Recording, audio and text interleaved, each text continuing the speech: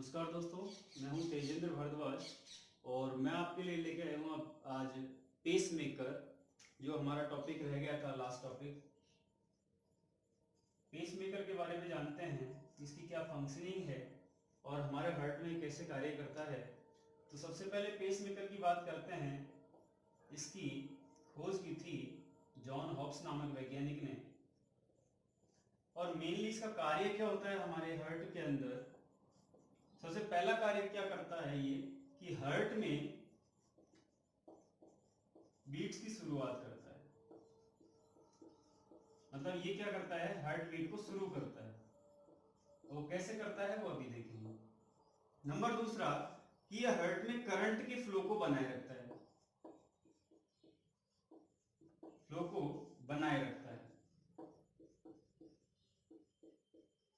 अब ध्यान दीजिए, ये जो हार्ट की शेप है, इसमें ये हमारा सेप्टम है।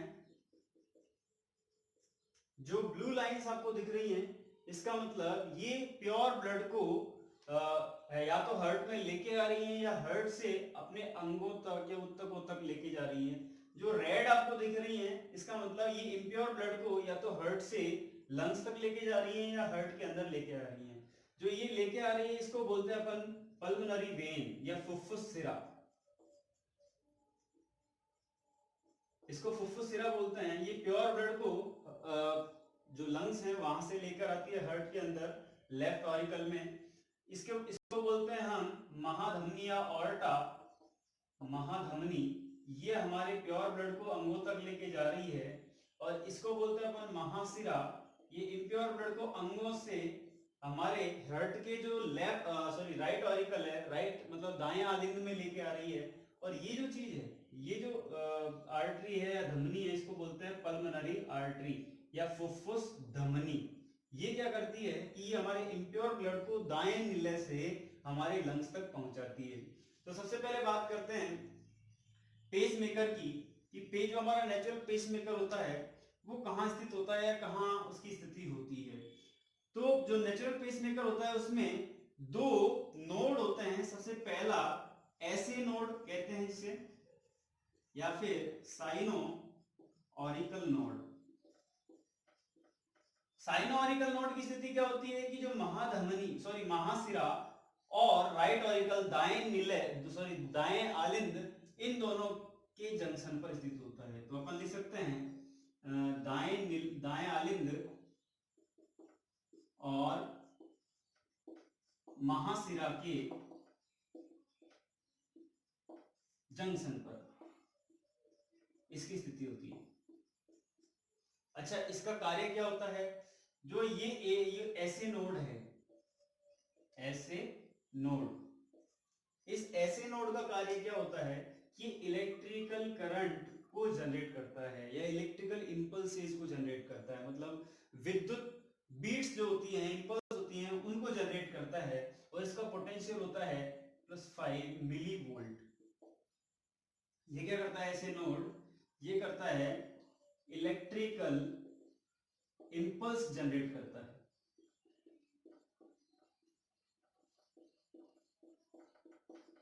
फिर दूसरे नोड की बात करते हैं।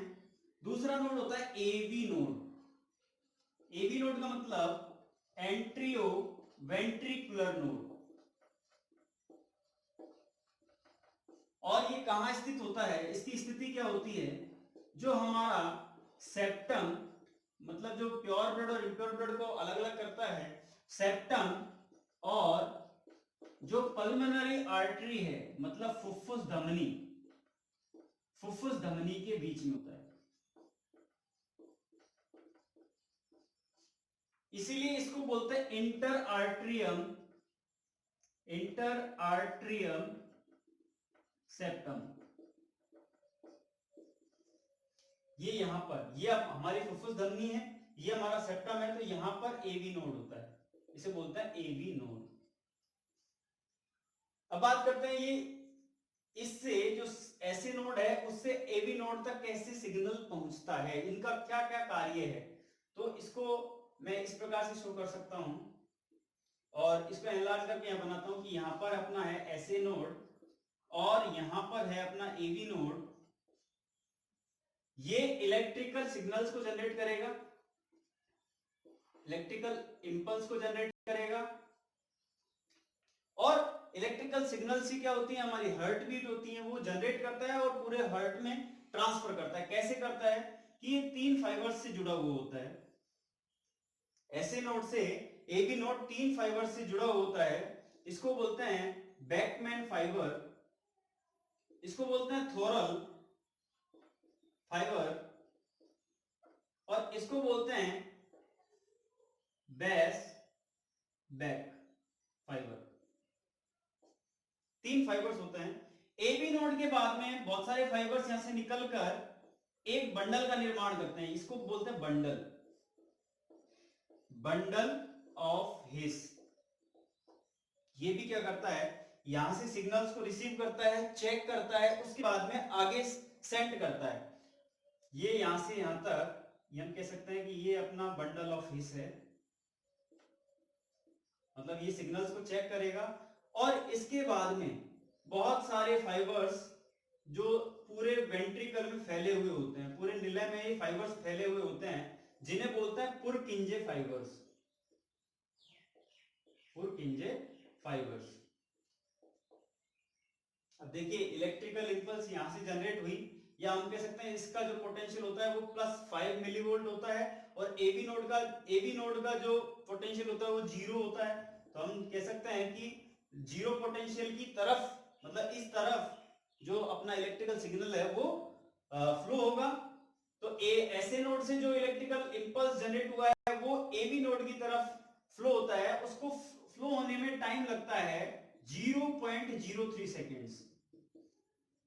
उसके बाद में ये सिग्नल पहुंचता है अपना बंडल ऑफ हिस तक, इसको यहां तक पहुंचने में टाइम लगता है 0.12 सेकेंड्स। इसके बाद में सिग्नल को चेक करता है कि सिग्नल प्रॉपर है, उसके बाद में ये पूरे निलय में इसको सिग्नल को सेंड करता है। उससे हमारा जो हार्ट है वो एक्टिव रहता है कि भैया अब संकुचित होना है, अब फैलना है, अब संकुचित होना है, अब फैलना है। इस प्रकार से पूरा कार्य चलता रहता है। अब बात करते हैं कि जो हमारा हार्ट है उसमें यदि जो करंट है, मतलब हमने कहा कि इलेक्ट्रिकल इंपल्सेस है वो जनरेट होना कम हो जाते हैं, हमारी हार्ट बीट कम हो जाती है, तो क्या होगा कि हमारा हार्ट है वो प्रॉपर वर्क नहीं कर पाएगा, या पूरी तरह से फैल नहीं सकता और सिकुड़ नहीं सकता, या ऐसा कह सकते हैं संकुचन नहीं हो पाएगा और अनुशीतलन नहीं हो पाएगा। उससे क्या होगा कि जो हमारा हार्ट ब्लड को पंप करता है तो पूरे ब्लड को अच्छी तरह से पंप नहीं कर पाएगा, और ब्लड में क्या होती है, ऑक्सीजन पूरी सर्कुलेट होती है हमारी बॉडी के अंदर, तो ऑक्सीजन प्रॉपर सर्कुलेट नहीं हो पाएगी। और ऑक्सीजन में क्या होता है, ऑक्सीजन जो कोशिकाओं के द्वारा ग्रहण की जाती है, तो कोशिकाएं क्या करती हैं, ग्लूकोज का कैटाबॉलिज्म करती है, तो प्रॉपर ग्लूकोज का कैटाबॉलिज्म नहीं होगा और हमारी बॉडी को एनर्जी नहीं मिलेगी। तो फिर आप डॉक्टर के पास में जाते हैं, तो डॉक्टर कहता है भैया आर्टिफिशियल पेसमेकर आप लगवा लीजिए। तो डॉक्टर आर्टिफिशियल पेसमेकर की बात करता है, तो याद रखेंगे आर्टिफिशियल पेसमेकर में जो बैटरी लगी होती है उसे लिथियम आयन बैटरी कहा जाता है। छोटा सा होता है, आप देखेंगे इस शेप का होता है, ये 2 वायर्स निकले हुए होते हैं, ये पेसमेकर पूरा वर्क करता है। ये जो बैटरी होती है प्रॉपर मतलब परमानेंट बैटरी नहीं होती, इसकी एज 5 इयर्स 10 इयर्स 20 इयर्स इस प्रकार से होती है, जितना आप पैसा खर्च करोगे उतना आपको मिलेगा। तो ये था पेसमेकर का फंक्शनिंग और पेसमेकर के बारे में कि हमारी हार्ट बीट कैसे जनरेट होती है और कैसे पेसमेकर जो इलेक्ट्रिकल इंपल्सेस है उनको फ्लो कंटिन्यू जारी रखता है। धन्यवाद, मिलते हैं आगे अगले वीडियोस में। Thank you.